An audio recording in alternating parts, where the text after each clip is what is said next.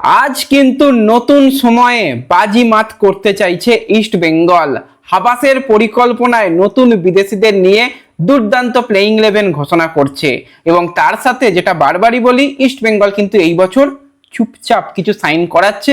একজন ভালো প্লেয়ারের সাইন কমপ্লিট ইস্ট বেঙ্গল করেছে। বিদেশি প্লেয়ারদের নিয়েও কিন্তু ট্রান্সফার নিউজ কিছু শেয়ার করে নেব আমরা এই ভিডিওতে।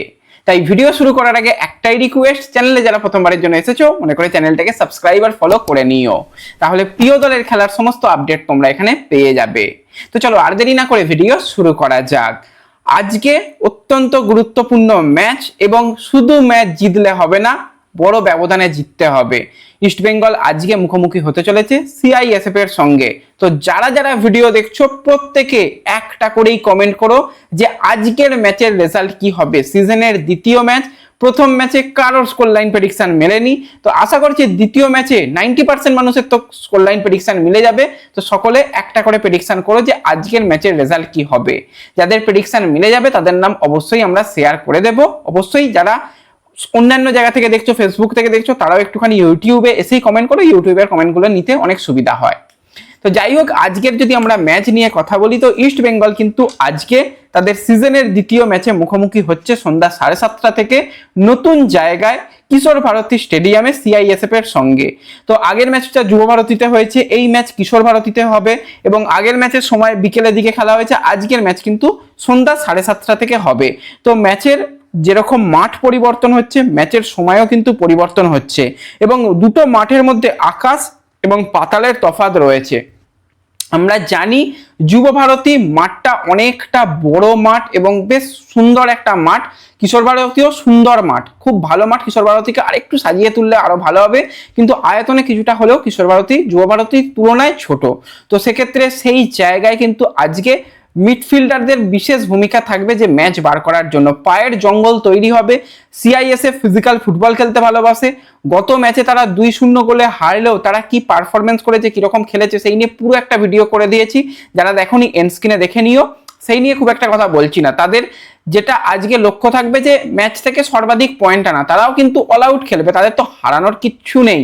তো তারা চাইবে যে একটা ভালো ম্যাচ খেলতে এবং যেহেতু প্রতিপক্ষ তাদের ইস্ট বেঙ্গল বড় দল, বড় দলের বিরুদ্ধে কিন্তু তারা ভালো করার চেষ্টা করবে, এটা তাদের লক্ষ্য থাকবে। কিন্তু ইস্ট বেঙ্গলকে যদি ডুরান্ড কাপে ভালো ফলাফল করতে হয় এবং সর্বোপরি একটা খুব ভালো ম্যাচ খেলতে হয়, কারণ খুব গুরুত্বপূর্ণ ম্যাচ 12 তারিখে রয়েছে এএফসির ম্যাচ, তার আগে এই যে দুটো ম্যাচ ইস্ট বেঙ্গলের জন্য অত্যন্ত গুরুত্বপূর্ণ। নানান রকম স্ট্র্যাটেজি, নানান রকম প্ল্যানিং, ম্যাচ টাইম প্লাস তাদের প্রি সিজন টুর্নামেন্টের হিসাবে খেলা এবং তার সাথে ডুরান্ড কাপে ভালো ফলাফল করার এবং পরবর্তী রাউন্ডে যাওয়ার সমস্ত সুযোগ রয়েছে।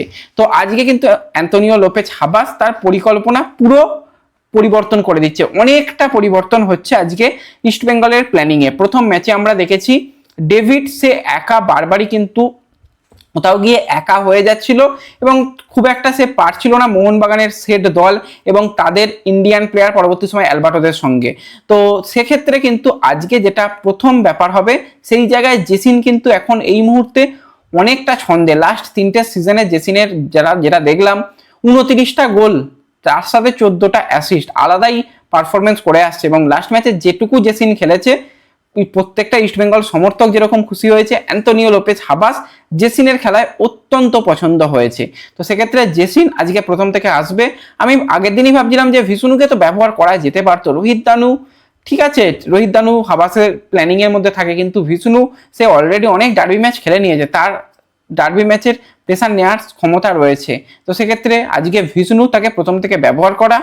Bipin one of the best player গত সিজনে ছিল, তো বিপিনকেও নিয়ে প্ল্যানিং রয়েছে, হয়তো তাকে পরবর্তীতে পরিবর্তক অপশন হিসাবে নিয়ে আসা এবং ডিফেন্সেও হিউজ চেঞ্জ হচ্ছে। তো আমরা যদি প্রথমেই ইস্ট বেঙ্গলের প্ল্যানিং নিয়ে কথা বলি, আজকে গোল তোলার জন্য ইস্ট বেঙ্গল মরিয়া, সেই জন্যই ড্যানি রামিরেস, তার সাথে রাশিদ, তার সাথে জেসিনকে একসাথে ব্যবহার করার চিন্তা ভাবনা রয়েছে। তো যদি লাইন আপ নিয়ে কথা বলি, গোলের তলায় আজকে পরিবর্তন হতেও পারে, সেটা হচ্ছে পূর্বা লাচাম্পাকে কিন্তু ম্যাচ টাইম দিতে চাইছে হাবাস। গত ম্যাচে খারাপ করেনি, সেক্ষেত্রে আমরা জানি যে সেখানে গিল ছিল, তো সেখানে পূর্বা লাচাম্পাকে আজকে সুযোগ দেয়া হবে। ডিফেন্সে আনোয়ার আলী এবং সন্দীপ মান্ডি তারা ডিফেন্স সামলাবে, সেন্টার ব্যাক পজিশনে খেলবে। সাইড ব্যাকে লালচুং নুঙ্গা রয়েছে। অপরদিকে কিন্তু আজকে প্রথম থেকে হয়তো দেখা যেতে পারে নরেন্দ্র গেহলটকে, তাকেও কিন্তু 4 ডিফেন্সে তাকে একটা অপশন হিসাবে ব্যবহার করার চিন্তাভাবনা রয়েছে।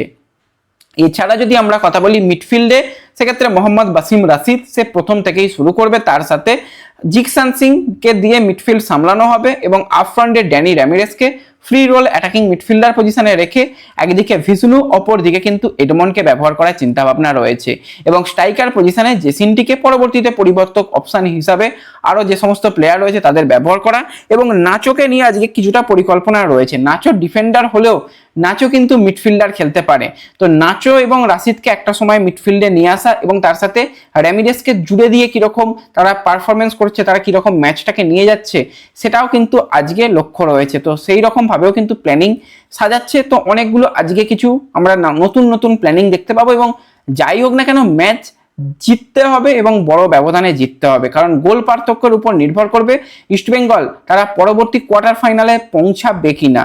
তো সেক্ষেত্রে এইরকমই কিন্তু ম্যাচ হতে চলেছে, এরকমই খবরাখবর রয়েছে।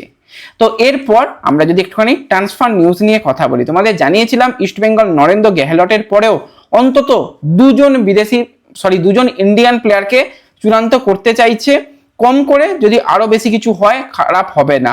তো সেক্ষেত্রে তোমরা জানো নাওরে মহেশ সিং, প্রতিদিন এই নিয়ে কমেন্টাসে একটু বলে রাখি, তার কিন্তু এসিএল ইনজুরি হয়েছিল এবং তার সার্জারি হয়েছে, সেটা তোমাদের অজানা সবারই নয়, সবাই জানো। এবং তার ফিরতে ফিরতে এই সিজনের মোটামুটি তোমরা ধরে রাখো অক্টোবর মাস, নভেম্বরেও পৌঁছে যেতে পারে, সেই সময় হয়তো সে মাঠে ফিরবে এবং তার খেলার জায়গায় আস্তে আস্তে আরো অনেকটা সময় লাগবে, হয়তো ডিসেম্বরে সে খেলবে। তো এই জায়গাতে ইন্ডিয়ান অ্যাটাকিং মিডফিল্ডের জন্য অনেকগুলো অপশানের পিছনে ইস্টবেঙ্গল চেষ্টা করছিল। এবার তোমরা সবাই জানো যে ইস্টবেঙ্গলের এবছরে আর্থিক সমস্যা রয়েছে, সেই কারণে কম টাকায় one of the best player last সিজনের তাকে ইস্টবেঙ্গল চুপচাপ সাইন করিয়ে নিয়েছে। তো সেই প্লেয়ার হচ্ছে আসিফ খান, তাকে ইস্টবেঙ্গল সাইন করিয়ে নিয়েছে।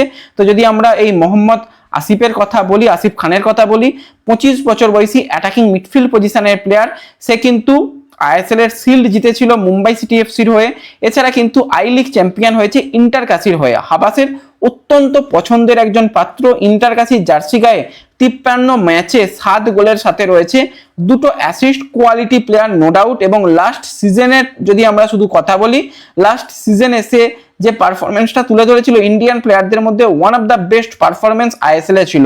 তার কিন্তু আইএসএল এ টোটাল 9টা ম্যাচে 2টো গোল ছিল, একটা মোহামেডানের বিরুদ্ধে এবং একটা গোল ছিল কিন্তু নর্থ ইস্টের বিরুদ্ধে। যথেষ্ট ভালো পারফরমেন্স কিন্তু আসিফ করেছে এবং আসিফ আরো ভালো চান্স ক্রিয়েট করেছে, খুব মাথা ঠান্ডা করা একজন প্লেয়ার। তো সেই আসিফকে কিন্তু এবার বড় চুক্তিতে ইস্টবেঙ্গল সাইন করিয়ে নিয়েছে। এটা ইস্টবেঙ্গলের জন্য একটা স্মার্ট ডিল বলতে হয়। হাবাসের পছন্দের ছাত্র এবং তার আন্ডারে যেহেতু অলরেডি 2টো সিজন খেলে আসছে, তাকে সে ইস্টবেঙ্গলে এনে সেই জায়গায় মেরামতি করে নিয়েছে। এখনো একটা সাইড ব্যাক, একটা উইঙ্গার হলে মন্দ হয় না এবং একটা ইন্ডিয়ান স্ট্রাইকার। তো এতগুলো অপশানের জন্য ইস্টবেঙ্গল চেষ্টা করছে, দেখা যাক শেষ পর্যন্ত। এখনো অনেক সময় রয়েছে, পুরো আগস্ট মাস তো রয়েছে, এখনো 1 মাস সময় রয়েছে, পুরো 1 মাস সময় রয়েছে। তো তার মাঝখানে যদি আমরা কিছু সাইনিং দেখি, অবাক হওয়ার মতন কিছু থাকবে না। এবং এর সাথে সাথে একটা দারুণ প্রোফাইল কিন্তু আইএসএল এ এসেছে, যার কিন্তু অফিসিয়াল ঘোষণা এসে গেছে। সেটা হচ্ছে একজন আর্জেন্টাইন প্লেয়ারকে কিন্তু এবার আমরা আইএসএল এ দেখতে পাবো। তো সেই আর্জেন্টাইন প্লেয়ারের নিয়ে যদি আমরা কথা বলি, তো 33 বছর বয়সী আর্জেন্টাইন ডিফেন্সিভ মিডফিল্ডার ম্যানুয়েল ডি ইন্ডোডু। তো এই ম্যানুয়েলের যদি আমরা কথা বলি, সে কিন্তু ক্লাব ক্যারিয়ারে যথেষ্ট ভালো জায়গায় খেলেছে। সেখানে তার আর্জেন্টিনার সেকেন্ড টায়ার লিগে খেলার সাথে সাথে তার কিন্তু সাইপ্রাসে খেলার অভিজ্ঞতা রয়েছে, স্পেনে খেলার অভিজ্ঞতা রয়েছে, পোল্যান্ডে খেলার অভিজ্ঞতা রয়েছে। সাইপ্রাসে 64 ম্যাচে 5 গোলের সাথে 4টি অ্যাসিস্ট রয়েছে। সুপার লিগাতে 25 ম্যাচের সাথে 2টো গোল রয়েছে, কিছু অ্যাসিস্ট রয়েছে। এছাড়া কিন্তু যেখানেই খেলেছে যথেষ্ট নামের সহিত কিন্তু সে পারফরমেন্স করেছে। সে গোল হয়তো তার নামের পাশে ডিফেন্সিভ মিডফিল্ডারে খুব বেশি নেই, কিন্তু যে রকম সে প্রোফাইলের প্লেয়ার, নো ডাউট একটা বিগ প্রোফাইলকে কিন্তু এবার বেঙ্গালুরু এফসি চূড়ান্ত করে ফেলেছে। তার 247 ম্যাচে 11 গোলের সাথে 5টা অ্যাসিস্ট রয়েছে। উচ্চতাটাও প্রায় 6 ফুট 2 ইঞ্চি উচ্চতা এবং ফিজিক্যালি যথেষ্ট স্ট্রং। তো একটা খুবই কোয়ালিটি প্লেয়ার, তাকে কিন্তু বেঙ্গালুরু এফসি সাইন করিয়ে নিয়েছে। অফিসিয়াল কনফার্মেশনও বেঙ্গালুরুর তরফ থেকে এসে গেছে। এই প্লেয়ারের ম্যানুয়েলের খেলা দেখার জন্য এই বছর আমরা অপেক্ষা করব। নো ডাউট একটা ভালো প্রোফাইলের প্লেয়ার কিন্তু আইএসএল এ এসেছে। তো এই ভিডিওতে এই আপডেটগুলোই শেয়ার করার ছিল। ভালো লাগলে লাইক শেয়ার করে দিও, চ্যানেলে প্রথমবারের জন্য এলে সাবস্ক্রাইব আর ফলো করে নিও। দেখা হবে পরবর্তী ভিডিওতে। ধন্যবাদ।